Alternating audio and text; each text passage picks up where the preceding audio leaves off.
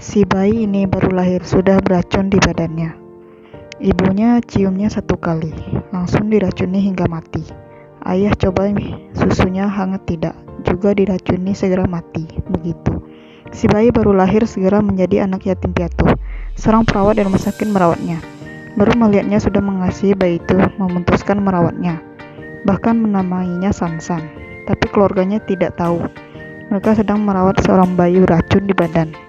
Si kucing rumahnya sebagai merasa keanehan. Bulunya berdiri sepanjang hari menunjukkan kecurigaan, tapi Tionam tidak peduli. Malam itu, ayah Tionam dari kantor menemukan barang beonya itu sudah mati. Nam, apa kamu berinya makan? Susu campur tepung ya? Kenapa dia mati begini?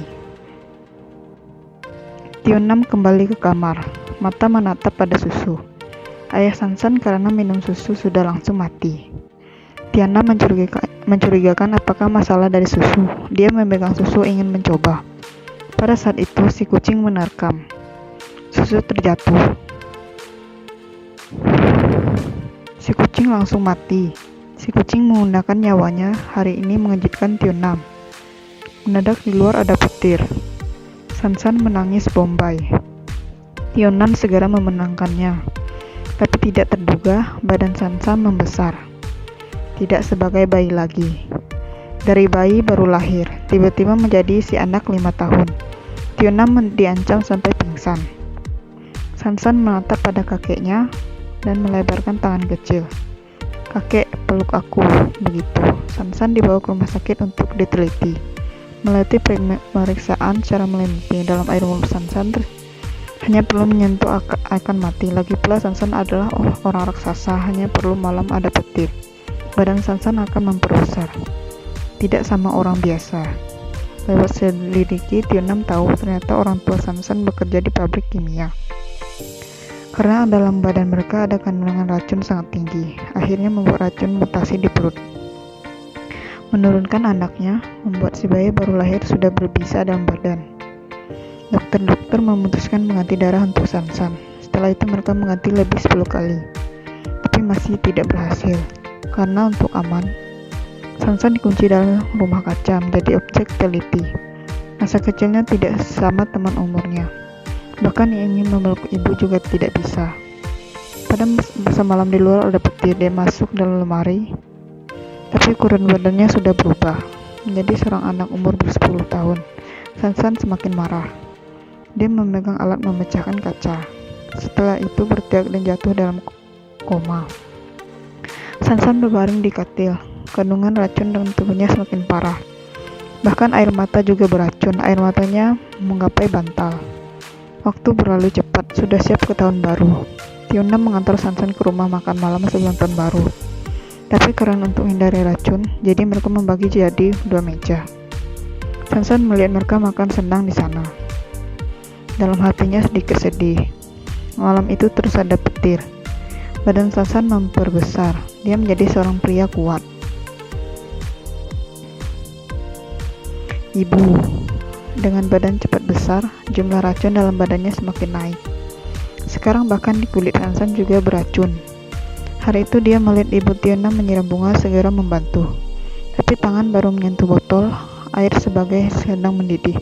Ternyata racun dari tanah masuk air, bunga-bunga disiram semuanya mati. Bunga-bunga itu sudah mati. Dia ingin membersihkan tangannya. Sansan sepenuhnya patah hati. Dia membenci dirinya, membenci dunia ini. Sansan menggunakan tongkat memecahkan semua bunga. Giginya juga memperpanjang. Sansan hilang pikiran menyerang Tionam. Tentara segera datang mengontrol situasi. Ada orang menyerang Sansan dari belakang. Hasilnya terluka dan terjatuh. Dia juga diracuni sampai mati. Sansan melihat orang mati oleh dirinya. Pikirannya perlahan tenang. Setelah itu Sansan ditangkap. Dalam penjara, Tionam sering mengunjunginya. Sansan melihat ibu Tionam ingin memegang tangannya. Dia takut. Dia tidak ingin menyakiti ibu. Sampai malam, badan Sansan semakin besar. Dia memegang batang besi, lari diri. Masuk gunung sendiri. Kebetulan Sansan ketemu seorang wanita di gunung. Hani melihat Sansan pilu jadi menyimpangnya lagi. Malam. Hani menonton berita melihat Sansan sedang lari diri. kerabatnya tidak takut. Ayahnya juga sangat senang, sangat bisa minat dengan racun Sansan. Kekuasaanmu, bagaimana bisa berlatih ya? Bolehkah mengajar aku? Hari itu Nahi membuat lingkaran bunga untuk Sansan, tapi baru menaruh di kepalanya. Bunga-bunga segera layu. Hani berkata, di sini sungai ada banyak. Bisa membersihkan racun di sana. Sansan mencoba ke sungai, tapi baru turun, air dalam sudah mati. Kan mati menghadap ke tepi. Cuaca berubah, tiba-tiba ada petir. Sansan menjadi gila lagi. Mukanya menjadi menakutkan. Gigi taring memperpanjang, sebagai monster hilang pikiran. Sansan marah berteriak. Melihat bentuknya sekarang, Nahi merasa dia sangat pilu. Dia dalam diam dekatinya dan dia mencium di pipinya. Sansan merangkak kepala. Di muka sangat terkejut. Dia berpikir racun untuk tubuhnya sudah habis. Tapi segera Nahi sudah mati dalam pelukannya. Tidak pernah kembali lagi. Sansan melihat si gadis dia cinta sudah berpulang. Mungkin kehidupan tidak bermakna lagi. Dia membawa Nahi dalam waktu lama. Rumput diinjak, sudah terbakar. Tentara mencari Sansan di mana-mana. Akhirnya Sansan ke puncak gunung. Dalam keputusasaan langit adalah petir. Kembali langit tanah.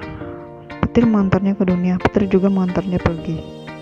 Inilah kehidupan pendek dan aneh Sansan. Film hari ini sampai di sini. Terima kasih semuanya mengikuti.